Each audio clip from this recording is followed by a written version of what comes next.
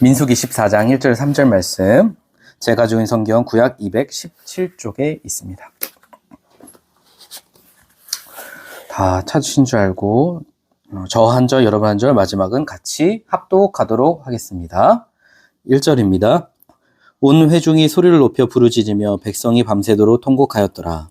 이스라엘 자손이 다 모세와 아론을 원망하며 온 회중이 그들에게 이르되 우리가 야굽 땅에서 죽었거나 이 광야에서 죽었으면 죽었을 것을. 같이 읽겠습니다. 어찌하여 여호와가 우리를 그 땅으로 인도하여 칼에 쓰러지게 하려 하는가?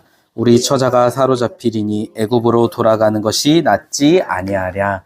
아멘. 우리 예배 오신 성도님들을 환영하고 축복합니다. 우리 앞뒤 좌우에 계신 분들과 이렇게 인사하겠습니다. 밥은 먹고 오셨습니까? 네. 밥 먹고 오는 거요? 네, 중요합니다. 든든하게 먹고 오시기 바랍니다. 혹시 우리 성도님 중에서 나는 이렇게 눈, 시력이 좋다 하시는 분이 계신가요? 다들 좀 안 좋으신 것 같은데. 제가 사진, 몇 장을 한번 준비해 봤는데요. 여기 혹시 뭐가 보이는지 한번 맞춰보세요. 자, 첫 번째 사진입니다. 뭐가 보이세요? 개구리. 개구리가 보이죠. 또 소인가? 말머리. 고개를 약간 이렇게 돌려서 보시면 말이 보이죠. 자, 그럼 두 번째 사진입니다. 뭐가 보이십니까? 할아버지도 보이고. 대머리 할아버지가 보이고 또 여자와 아기? 또 여자와 아기 쓴 여자, 그죠? 여자 아기를 든 여자, 또 밀짚 모자를 쓴 노인이 그 옆에 있죠. 보이세요? 여자 옆에? 네. 자, 세 번째 사진입니다. 뭐가 보이세요? 일단 나무. 네. 그다음에 검은색 중심으로 하면 나무가 보이고, 흰색 중심으로 하면 뭐가 보여요? 두 사람을. 얼굴이 보이죠. 신기합니다. 자, 네 번째 사진입니다. 뭐가 보이세요? 이것도 거는 사람. 그쵸. 검은색 중심으로 하면 두, 사람이 마주 보고. 네. 여잔지 남잔지 모르겠지만 얼굴이 있고요. 흰색 중심으로 보면 기둥이 3개 있습니다. 자, 마지막 사진입니다. 뭐가 보이세요? 소녀도 보이고요. 네. 할머니. 소녀의 뒷모습 혹은 할머니의 얼굴이 보이죠. 네, 신기하죠. 제가 방금 보여드린 이 사진들에는 한 가지 공통점이 있습니다. 그게 뭘까요? 뭐가 공통점일까요? 흑백? 흑백 아니야? 네. 공통점이 뭐냐면 같은 그림이어도 보는 사람의 관점에 따라 다른 그림을 볼 수 있다는 거예요. 우리는 인생을 살면서 여러 그림들을 만나며 살아가는데요. 오늘 본문에서도 보면 같은 그림 속에 전혀 다른 그림을 보는 사람들이 등장을 해요. 이 누굴까요? 바로 이스라엘 사람들이었어요. 우리가 잘 알다시피 이스라엘 백성들은요, 애굽에서 약 400년 동안 노예 생활을 했습니다. 그런데 하나님께서 이 이스라엘을 구원하시려 10가지 재앙을 애굽에 내리셨죠. 또 홍해바다를 가르셨어요. 그리고 이제는 젖과 꿀이 흐르는 가나안 땅을 선물로 주겠다 약속을 하셨습니다. 오늘 본문을 보면 드디어 이스라엘이 가나안 땅 근처 남쪽에 있는 가네스 바네아라는 곳에 도착을 합니다. 그런데 이곳에 도착한 이스라엘 백성들은 큰 문제에 부딪히게 돼요. 그건 바로 이 가나안 땅에는 이미 다른 민족이 살고 있었다는 것이죠. 예전에 2018년도 뉴스에 이런 기사가 올라왔습니다. 새벽에 아이와 자고 있던 엄마, 집에 들어온 도둑을 때려잡다. 그래서 와, 댓글에 세상에 와, 역시 아이를 지키기 위해 엄마가 목숨을 걸고 싸웠구나. 엄마는 강하다, 용감하다. 그 엄마가 그런 인터뷰를 하더라고요. 사실 자기는 그 도둑이 술 먹고 기어들어온 남편인 줄 알았대요. 그렇게 남편이 맨날 술 먹고 늦게 들어오니까 아이도 열이 받았는지 막 너 죽자 나 살자고 때린 것 같아. 근데 알고 보니까 도둑이었던 거죠. 웃기고도 슬픈 이야기인데, 근데 아마 이 엄마는요, 그 도둑이 도둑이었는 줄 알았어도 똑같이 행동을 했을 거예요. 왜냐하면 자기 아이와 집을 도둑으로부터 지켜야 하니까. 이게 당연한 거죠. 오늘 본문의 상황도 마찬가지입니다. 지금 수백만 명의 이스라엘이 가나안 땅에 들어가려고 해요. 그럼 그곳에 사는 민족들이 가만히 있을까요? 아니죠. 전쟁을 해야 하는 겁니다. 그래서 이제 이스라엘 백성들이 뭘 하냐면 12명을 뽑아서 가나안 땅에 정탐을 보내기로 합니다. 정탐이 뭘까요? 정탐. 정보를 탐색하는 거죠. 정보를 왜 얻을까요? 요즘 축구 아시안컵을 해요. 그저께 일본이 이라크에게 지고 우리나라는 비겼죠. 저는 이제 애기들이 잘 울어서 못 봤는데 안 보길 잘했어요.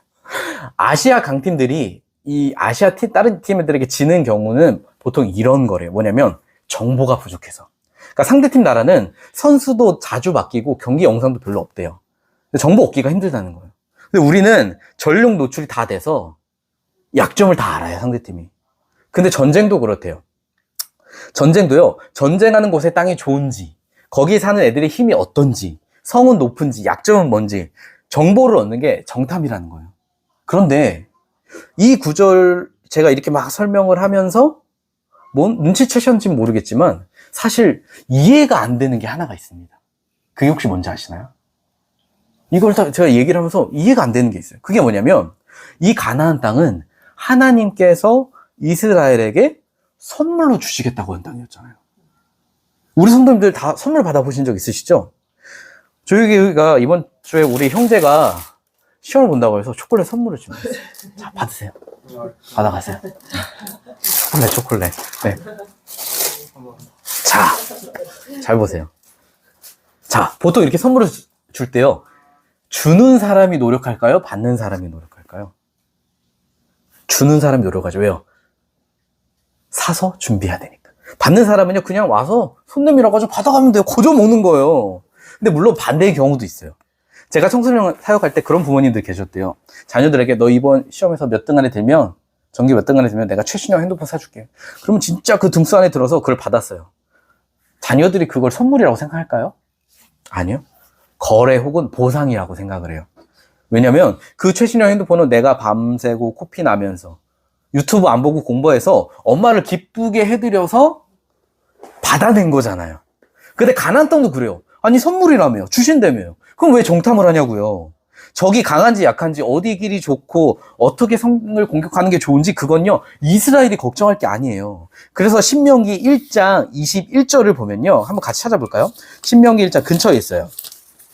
260쪽에 있는데 신명기 1장 21절을 보면 이렇게 얘기를 합니다. 21절 같이 한번 읽어보겠습니다. 260쪽에 있어요. 시작. 너희의 하나님 여호와께서 이 땅을 너희 앞에 두셨은즉 너희 조상의 하나님 여호와께서 너에게 이르신 대로 올라가서 차지하라. 두려워하지 말라. 주저하지 말라 한즉. 아멘.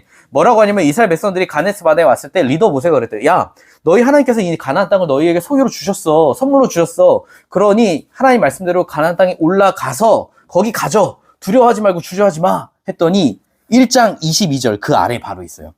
이스라엘이 이렇게 얘기했다는 거예요. 같이 읽어볼게요. 시작.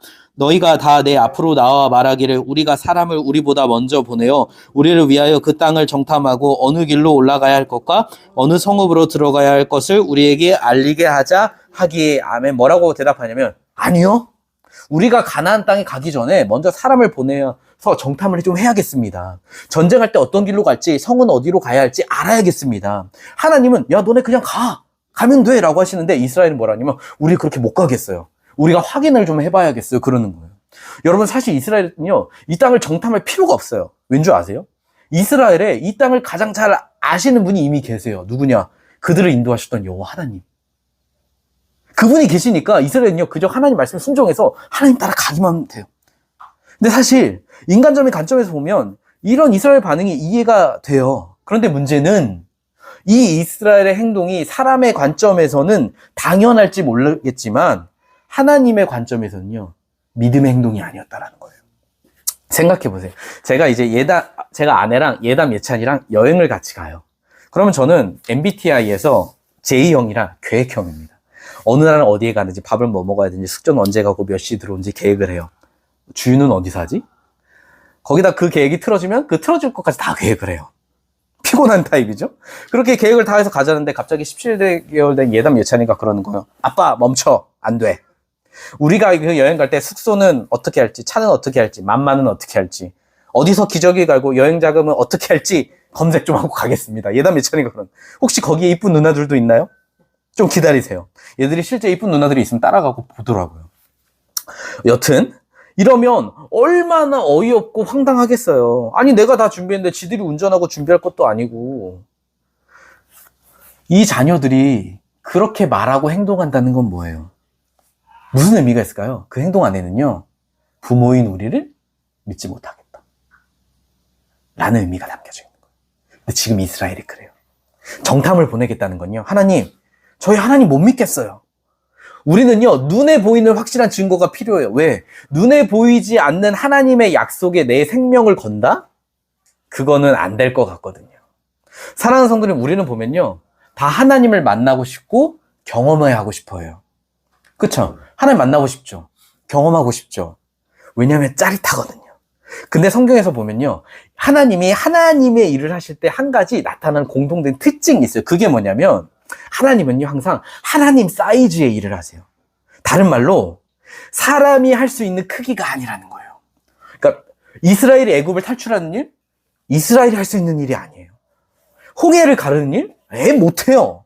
가나안 정복? 그들의 힘으로 할 수 있는 게 아니에요. 그런데 왜 그렇게 그들을 인도하시냐? 이 일들을 통해서 하나님이 내가 하나님이야 라는 것을 보여주시는 거예요. 생각해 보세요. 하나님은 눈에 안 보여요. 사람들이요? 하나님 보여봐, 보여봐. 내 눈에 안 보이는데 어떻게 믿어? 성경을 보여줘도요, 안 믿어요. 이 믿지 않는 사람들은. 그래서 하나님이 쓰시는 방법은 뭐냐면요, 하나님만이 하실 수 있는 놀라운 일을 우리 안에서 하세요. 그러면 세상에게 보여주시는 거예요. 내가 하나님이야. 내가 그런 전능한 분이야. 그래서 믿지 않는 사람들이 그걸 보고 진짜 하나님이 살아계시구나. 진짜 하나님이 우리를 만드시고 전능하신 분이시구나. 그렇게 나오게 하는 거. 그런데 그런 일들이 항상 일어날 때 우리에게 요구하시는 게 있대요. 그게 뭐냐면 바로 그 하나님을 보고 믿음으로 순종해서 따라가는 거. 그럴 때 하나님의 역사가 이루어진다는 거예요. 제가 목사로 처음 부르심을 받았을 때 너 목사로 불렀다. 제가 그랬어요. 하나님, 저 말고 다른 사람 시키세요. 저기 옆에 저기 있는 애. 저기 여기 이 친구 목사 시키세요. 저 말고 말 잘하고 똑똑한 사람 많아요. 여러분, 제가 보기와 다르게요, 내향적이에요. 굉장히. 아이예요. 낯가림도 심해요. 제가 고1 때 반에서 임시반장을 했어요. 반장 선거 앞에 연설하는데 말을 더듬어요. 저를 반장으로 뽑아준다면 바로 탈락. 나 앞에 나가면 말을 못해요. 사람들이 저를 쳐다보면 심장이 쿵쾅 거리는데 주목받는 게 싫어요. 거기다가 아시다시피 전 조울증 환자였잖아요. 그래서 어떤 교회 동생은요, 저한테 그랬어요. 오빠는 목사 안 어울려요. 무슨 말이냐면 넌 목사할 깜냥이 안 돼. 돌려서 말한 거예요. 저는 못해요, 안 해요, 안 할 거예요 하는데 어느 순간 보니 설교 단상 앞에 서 있어요. 처음에 인천교회 중등부를 갔더니 170명이 쳐다보는데 우리 형제 같은 친구들이 동태 눈깔로 그래, 뭐라 씨부린지 한번 들어보자 이러고 있어. 이런 표정으로 봐요. 근데 웃긴 건 아니고 주님이 힘을 주시니까 제가 앞에 설교하는데 담대함이 생기더라고요. 그 중등부 애들과 정말 웃고 웃으면서 사역했어요. 그 교회를 떠날 때 선물과 편지도 많이 받았어요. 내용이요, 감사했어요. 목사님 덕분에 예수님 만나고 알게 됐어요. 목사님은 영원한 스타 중등부의 목사님이세요라고 썼더라고요. 물론 지금은 누구세요? 라고 할 수 있어. 근데요, 나 같은 사람도 하나님 보고 순종하니까 믿고 누군가의 생명을 살릴 수 있는 그런 일에 써주신 거예요. 저희 아내가 그러더라고요. 오빠는 설교할 때 멋있는 것 같아요. 그래서 생각했어요. 평소엔 구리다는 건가? 저희 어린 시절을 아는 사람들은 저를 보고 다 그래요. 야, 하나님 살아계시다. 왠지 알아요? 낯가리고 앞에 나가면 막 말 덜덜 떨고 조울증에다 겁쟁이였던 애가 목사가 되어 이렇게 한다는 거. 근데 이렇게 하나님의 역사를 우리가 경험하려면요, 믿음으로 순종해야 돼요. 믿음으로 주님을 따라가요. 그럴 때 할 수 있대요. 사랑하는 성도님들, 여러분들은 어떠세요? 우리 앞에 있는 형제에게 물어볼게요. 형제에게 가장 큰 힘은 뭐예요? 살아가는 가장. 내가 평소에 나의 가장 큰 힘이 뭐예요? 전 먹는 거. 먹는 거. 되게 단순하네요. 자매님은 뭐가 가장 큰 힘이에요? 가족들의 사랑. 권사님 뭐가 가장 큰 힘이세요? 항상 예수님이 계시다. 네. 일단 내 옆에 계시다. 가장 모범적인 대답이네요. 저도요, 누가 물어보면 그래요. 주님이 저의 힘이시죠. 근데요, 전에 한 번은 제가 딱 통장 잔고를 봤는데 돈이 없는 거예요. 카드값 내야 돼. 교회 정사를 찾는데 돈이 별로 없어요. 그러니까 어떻게 되냐면 제가 한숨 나고 축 처지는데 아무것도 하기 싫더라고요. 근데 그때 하나님께서 저에게 물으시더라고요. 유석아, 내가 너의 힘이라며. 힘 맞아? 그러시는데, 와, 그 찬양이 제가 주는 나의 힘이요가 아니라 도는 나의 힘이요였어요. 우리도 사실 말은 잘해요, 얼마나. 주님이 나의 힘이십니다. 주님께서 치워주시고 도와주실 수 있습니다. 아멘. 근데 어때요? 믿는다고 하는데 꼭 우리가요, 물 위에 떠 있는 오리 같아요. 오리는 어떠냐면요, 위는 평안해 보여. 근데 발은 이러고 있어요, 아래서. 겁나. 발버둥 치고 있어요. 하나님께요, 맡길게요 해놓고 우리는요, 손은 뒤에서 바삐 움직여요. 이 방법, 저 방법. 하나님 우리에게 너희 믿음으로 살아라 하시는데 우리는요, 이스라엘처럼 눈에 보이는 방법, 보이는 거, 내가 가진 거, 그걸 더 신뢰합니다. 왜요? 그게 더 쉽고 확실하거든요. 사랑하는 성도님들, 성경 속에서 이 이스라엘은요, 우리나라랑 되게 비슷했대요. 약소국에다가 위치도 딱 가운데 껴서 맨날 적이 쳐들어와요. 만약에 우리가 전쟁을 한다고 해봐요. 근데 전쟁은 우리가 해본 적이 없어요. 잘 모르니까. 쉽게 이야기해서 게임을 해요. 피파, 축구 게임. 자, 두 나라가 있습니다. 프랑스가 있고 중국이 있어요. 어느 팀을 고르겠습니까? 프랑스 고르죠. 당연히 능력치가 달라요. 선수가 달라요. 음바페인데 저기는 뭐 우레이. 자, 조종하는 사람이 있습니다. 윤유석이 있고 김종환이 누구 고르겠습니까? 김종환 선배. 보는 눈이 없어. 각자가 잘 할 수 있는 사람을 고르겠죠. 여러분, 우리가 축구 게임을 할 때도요, 능력치가 더 좋은 팀을 고르고 경험 많고 능력 있는 사람이 조종을 해야 이겨요. 근데 하물며 전쟁이에요. 근데요, 그럼 전쟁이면 수가 강하고 능력 있고 이런 게 중요하잖아요. 근데 이 성경의 역사 속에서 이스라엘의 전쟁을 보잖아요. 신기한 게 하나 있어요. 그게 뭐냐면 이 이스라엘의 전쟁 승패는요, 단 한 번도 그들이 얼마나 잘났는지, 무기가 좋은지, 군사수가 많은지 그런 조건에 따라 결정된 적이 없어요. 그럼 뭐에 따라 결정됐냐? 그들이 하나님과 어떤 관계를 맺고 있느냐, 하나님께 붙어 있느냐, 하나님만 의지하고 있느냐. 그래서 그런다? 그러면 어떤 강한 적이 와도 승리했어요. 왜냐면 하나님께 승리하게 하셨거든요. 그런데 그들이 하나님을 버리잖아요. 하나님 의지 안 하잖아요. 아무리 다른 강대국과 동맹을 맺어도요, 이기지 못했어요. 무슨 말이냐면 승리의 비결이 어떤 방법이나 능력이 있는 게 아니라 하나님과의 관계에 있다라는 거예요. 그래서 하나님은요, 그걸 이스라엘과 우리에게 알려주기를 원하시는 거예요. 종아나 혜인아, 승리의 비결은 다른 데 있는 것이 아니라, 너에게 있는 것이 아니라, 방법이 있는 것이 아니라 나에게 있어. 그러니 나를 믿고 따라와. 그러면 너희들의 인생은 망하지 않을 거예요. 이제 12명의 정탐꾼들이 40일 동안 가나안 땅을 정탐하고 돌아왔습니다. 보고를 하기 시작해요. 정탐을 했으니까 이랬습니다. 보고를 하잖아요. 근데 문제가 하나 발생합니다. 이들의 보고가 서로 상반된다는 거예요. 이 정탐꾼들의 보고에 따르면 가나안 땅은 젖과 꿀이 흐르는 정말 좋은 땅이 얼마나 좋은지 포도 한 송이를 메고 오는데 2명의 장정이 막대기를 메고 와야 된대요. 그러니까 포도가 이따만한 거예요. 얼마나 그 땅이 좋았는지. 근데 문제는 그 가나안 땅의 동서 남북에 많은 민족이 사는데 성이 매우 높고 사람들이 강하다는 거예요. 그러자 정탐꾼들 사이에 두 가지 의견으로 갈리기 시작합니다. 여호수아와 갈렙이 말해요. 우리가 올라가서 그 땅 취하자. 야, 우리가 이길 수 있어. 하나님 우리에게 주셨어, 그 땅. 그러자 10명의 정탐꾼들이 그래요.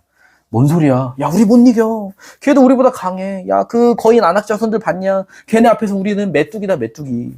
생각해보니까 그 땅은 좋은 땅이 아니라 사람을 잡아먹는 땅이야. 우리 절대 못 이겨. 이렇게 하는 것이죠. 그런데 현실적으로 생각해보면요, 10명의 정탐꾼 이야기가 어느 정도 맞아요. 전에도 이야기 드렸다시피 이 기록에 따르면 가나안 성의 높이가 9m예요. 안악 자손이라고 있는데 기록에 따르면 이들은 거인들입니다. 키가 2m, 3m가 아니라 4m 정도 된대요. 성은 9m, 사람은 3, 4m예요. 그러니까 이 싸움은 마치 저랑 최홍만 선수랑, 최홍만 아시죠? 싸우는 거랑 비슷해요. 사진을 보시면 우리 최홍만 선수가 마이크를 잡고 있어요. 어때요? 추파추스 사탕 같죠? 또 최홍만 선수가 사과를 가지고 있는데 자두 같아요. 또 최홍만 선수가 500ml 우유를 먹고 있는데 100ml 우유 같죠? 또 그리고 강호동이 키가 한 180대인데 키가 차이가 엄청나요. 왜냐하면 이 최홍만 선수의 키가 2m 20cm거든요. 근데 생각해보세요. 이 최홍만의 주먹과 제 주먹이 맞붙어요. 제가 키가 한 180에서 조금 안 되지만, 네, 웃지 마세요. 안 되지만 주먹 대 주먹으로 붙는다. 근데 이 이기는 사람에게 전 재산을 베팅한다. 그럼 나는 윤유석이 걸겠다. 그쵸? 아무도 없어요. 당연히 홍만영한테 걸어요. 이건 볼 필요도 없고 당연히 제가 지는 싸움이에요. 현실적으로 이스라엘 백성들도 그래요. 훈련 받아본 적이 없어요. 거기다가 정탐꾼 12명 중에 2명만 이길 수 있다고 해요. 10명은 절대로 이길 수 없대요. 그러면 누구의 말을 들어야 할까요? 당연히 10명의 말을 들어야죠. 그래서 오늘 본문의 1절에 보면 다시 한번 14장, 민수기 14장 1절 해볼까요? 이런 반응을 보입니다. 우리 같이 민수기 14장 1절 말씀 한번 같이 읽어볼게요. 시작. 온 회중이 소리를 높여 부르짖으며 백성이 밤새도록 통곡하였더라. 아멘. 뭐라고 하냐면 이스라엘 백성들이 죽음의 두려움 앞에 부르짖고 악을 쓰며 울었대요. 2절과 3절을 보면 모세와 아론을 원망하면서 왜 우리 여기 데려왔냐? 차라리 광야에서 우리 죽이는 게 낫지. 그냥 애굽으로 돌아가자 그랬다는 거예요. 근데 이런 이스라엘의 반응이요, 인간적으로 당연합니다. 왜요? 지금 가면 다 죽자는 거니까요. 우리는 사실 말로는 맨날 전쟁 인터넷 뉴스에서 하니까 뭐 전쟁이 일어나면 일어나는 거지 별로 두려워하지 않는데요. 전쟁은요, 사람이 인간 취급받지 못하는 시간이에요. 지금 중동을 보면 알죠. 그런데 왜 우리는 안 무서워하냐? 우리 중 아무도 전쟁을 경험해 본 사람이 없거든요. 그래서 무서움을 몰라요. 그런데 얘들은 알아요. 그래서 지금 두려워하기 시작하는 거예요. 그런데 정말 이 이스라엘에게 안타까운 한 가지 사실이 있는데 그게 뭐냐면 자기들 힘으로 승리 못해요. 하지만 여호와 하나님께서 함께 하시면 그 싸움에서 능히 이길 수 있다. 그 사실을 모르고 있는 거예요. 왜냐? 이스라엘 백성들이요, 과거 하나님의 기적을 봤어요. 애굽에서 10가지 재앙을 경험했어요. 눈앞에서 홍해가 갈라지는 것도 봤고 애굽의 군대가 몰살 당하는 것도 눈으로 봤다고요. 그래서 이들은요, 홍해를 건너고 나서 하나님 감사해요 찬양하고 춤도 췄어요. 그런데 그랬던 그들이 환경이 어려워지고 장애물이 찾아오자 하나님을 불신하고 원망합니다. 왜요? 그들의 시선이요, 하나님이 아니라 자신들의 환경만을 다 보고 있으니까 절망스럽잖아요. 옛날에 경험했던 놀라운 기적? 다 사라져요. 자기들을 인도하셨던 하나님 보이지 않는 거예요. 사랑하는 성도님들, 우리도요, 이 이스라엘 백성들과 살면서 이런 경험을 할 때가 많아요. 어떤 사람은 다니던 직장에서 해고를 당하기도 하고요. 월급을 도둑 맞기도 해요. 집에 수많은 빚이 생기고, 어떤 사람은 경매에 넘어가고, 건강에 큰 문제가 생기기도 해요. 시험을 보는데 1번, 2번, 3번, 5번 보는데 자꾸 떨어져요. 다른 데 일자리 잃었었는데 연락이 안 와요. 모든 일을 다 보면 꼬여가고 내 인생만 뒤처지는 것 같고, 매일 날라오는 건 카드 독촉의 문자 속에서 숨만 쉬며 살고 있어요. 가까운 사람들은 한두 명씩 다 떠나가고 배신당한 내 마음의 상처. 그러면 우린 뭐라고 할까요? 주님, 계신 거 맞아요? 그럼 내 인생만 왜 그래요? 주님 저랑 함께 하신다면서요. 저 버리신 거 아니에요? 진짜 사랑하세요? 그럼 어떻게 저한테 이러실 수 있어요? 낙심하고 좌절합니다. 하나님을 원망할 거예요. 마치 오늘 본문의 이스라엘 백성들처럼 말이죠. 그런데 마태복음을 보면요, 우리처럼 환경을 보고 넘어진 사람이 있대요. 마태복음 14장을 한번 보면요, 23쪽에 있어요. 신약 23쪽에. 마태복음 14장을 보면 이제 예수님께서 길을 가시는데 제자들을 먼저 갈릴리 바다로 보내셨어요. 성경에서 바다라고 하면 보통 세상을 상징한대요. 제자들이 배를 타고 가는데 그 바다에 갑자기 큰 풍랑이 일어나기 시작합니다. 그런데 그 폭풍이 얼마나 셌냐면 이 당시 배에 어부 전문가 제자들이 여러 명 있었는데도 거기서 빠져나오지를 못한 거예요. 파도 막 엄청나. 그러니 얼마나 난리가 났겠어요. 그런데 그런 상황 가운데 예수님께서 물 위로 걸어오신 거예요. 그러자 베드로가 말합니다. 마태복음 14장 28절 말씀 같이 읽어볼까요? 시작. 베드로가 대답하여 이르되 주여 만일 주님이시거든 나를 명하사 물 위로 오라 하소서 하니 아멘. 베드로가 뭐라면 주님, 만일 주님이시면 제가 물 위로 걸어가겠습니다. 오라고 해주세요 하니까 29절에 뭐라고 하냐면 예수님께서 오라. 그런 자가 놀랍게도 베드로가 배에서 내려 물 위로 발을 내딛기 시작합니다. 저는 약 3년 전에 이스라엘로 성지순례를 갔다 왔어요. 이 갈릴리 바다에서 배를 타는 경험을 했습니다. 배를 타면서 여기가 베드로가 그 물 위를 걸었던 갈릴리구나. 나도 순간 물 위를 걸을 수 있을까 하고 의자 위에 서서 바다를 이렇게 봤습니다. 자, 퀴즈. 제가 배 위에서 물로 발걸음을 내디뎠을까요? 안 내었을까요? 안 했을까? 안 했죠. 했다면 아마 지금 이 자리에 없을 수도 있어요. 만약 갈릴리 그 바다가 수심이 1m 정도 된다면 제가 시도해봤을 거예요. 근데요, 보통 이 갈릴리는요, 수심이 10m래요. 깊은 데는요, 43m. 그런데 그런데 그런 물리를 걷는다? 그건요, 단순한 용기만으로 가능하지 않아요. 근데 이 마태복음 14장의 배경은요, 그냥 잔잔한 바다가 아니라 태풍이 온 것 같은 바람이에요. 근데 놀랍게도 베드로가 그 폭풍 속에서 자기 발을 내려 물 위를 걷고 있는 거예요. 베드로가 그렇게 할 수 있었던 이유가 뭘까요? 용기 있는 사람이어서? 담대한 사람이어서? 아니요. 그가 물 위로 걸을 수 있었던 이유는요, 바로 오라고 말씀하신 예수님을 보았거든요. 그의 시선이 주님을 향해 있었거든요. 예수님께서 말씀하시면 말씀하실 그대로 이루실 줄 제가 믿습니다. 그걸 믿고 발걸음을 한 걸음 내딛는 것. 이게 베드로가 보여준 믿음의 순종이었어요. 그런데 그렇게 믿음으로 바다 위를 걷던 베드로가 갑자기 물에 빠지게 됩니다. 30절 말씀. 그 이유를 이렇게 얘기합니다. 같이 읽어볼게요. 시작. 바람을 보고 무서워 빠져가는지라 소리 질러 이르되 주여 나를 구원하소서 하니 아멘. 뭐라고 하냐면 바람을 보고 무서워 빠졌대요. 이 말은 다시 이야기하자면 베드로의 시선이 예수님이 아니라 바람을 본 순간, 바람을 향하는 그 순간에 그의 믿음이 사라지고 두려움이 찾아왔다는 거예요. 그러니까 그의 눈이 예수님만을 딱 향했을 때는 폭풍 속에서도 내가 바다 위를 걸을 수 있습니다. 믿음이 있었다고요. 근데 그랬던 그가 눈앞에 있는 바람을 보자 예수님이 보이지 않는 거예요. 그래서 두려움에 빠진 거예요. 사실 저는 그동안 북한도 무서워했다는 중학생 아이들을 5년 넘게 사역했습니다. 중고등부 3년. 제가 인천의 교회 와서 처음 중등부 예배를 딱 드리는데 문 앞에서 이제 나간 아이들에게 인사를 해요. 인사하는데 중1 여학생 2명이 딱 저 찾아왔어요. 제게 물어요. 전도사님, 그 당시 전도사님은 여자친구가 있으세요? 속으로 생각했습니다. 아, 이놈의 인기. 그리고 말했어요. 아니, 없어. 왜? 하니까 옆에 다른 여학생이 그러더라고. 야, 얼굴을 봐야 여친이 있을 거 같냐? 그때 알았습니다. 이 아이들은 뇌를 거치고 말을 하지 않는구나. 그래서 이런 아이들을 보고나 있느라 도대체 얘들은 뭐하는 인간들일까? 이해가 안 될 때도 있어요. 생각이 없는 것 같죠. 근데 이 아이들도요, 생각이란 거래요. 걱정도 합니다. 야, 니네 뭐가 제일 걱정이야? 물으면 그 당시 뭐냐면 제가 공부를 못해요. 꿈이 없어요. 어떤 애들이 심지어 자기가 이미 실패한 인생이라고 생각해요. 잘하는 게 없거든요.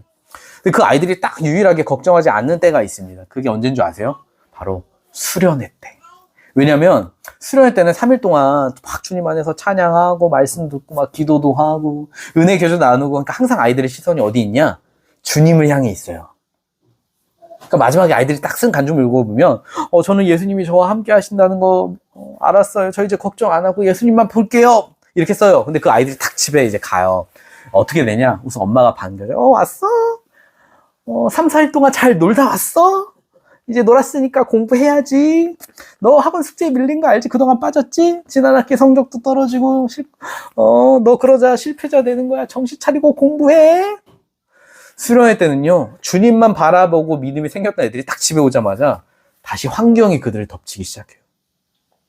환경이 덮치니까 애들이 다시 걱정과 두려움에 빠지기 시작합니다. 저는 그 아이들에게 그렇게 얘기했어요. 얘들아, 우리 앞에 있는 환경 보지 말고 예수님 바라보자. 너희 수련회 때 은혜 받았지? 근데 그 은혜 머물지 말고 너희들의 매일의 삶에서 그리고 하나님께 은혜 구해. 하나님을 바라봐. 너희가 믿는 하나님 그 주님은 이 세상을 창조하시고 능치 못함이 없는 분이셔. 그 하나님이 너희를 위해 죽으셨는데 니들 인생 책임 안 지겠냐? 걱정하지 마. 혹시 지금 우리 앞에 어려운 환경이 놓여져 있습니까? 때로 우리 앞에 절망과 가난과 실패라는 담이 우리를 막고 있나요?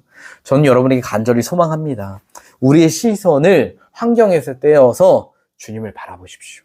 예수님 십자가 보세요. 우리 시선을 그 장애물 담에 머물면 그거밖에 안 보여요. 하지만 그 너머에 누가 계시냐? 주님이 계시다는 거예요.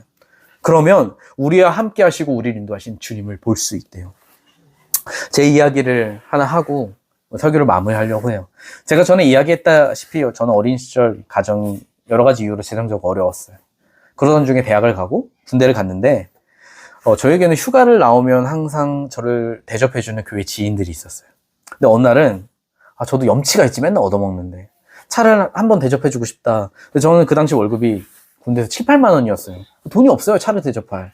부모님께 용돈을 달라고 할 것도 안 돼요, 형편도. 청년부 예배를 이제 딱 주일에 드리는데, 맨 앞자리에서 기도를 했어요. 하나님, 제가 하나님 자녀 맞아요? 근데요, 주님, 제가 지금 제 주머니는요, 그들에게 차를 사주고 싶어도 대접할 단돈 5만 원도 없어요.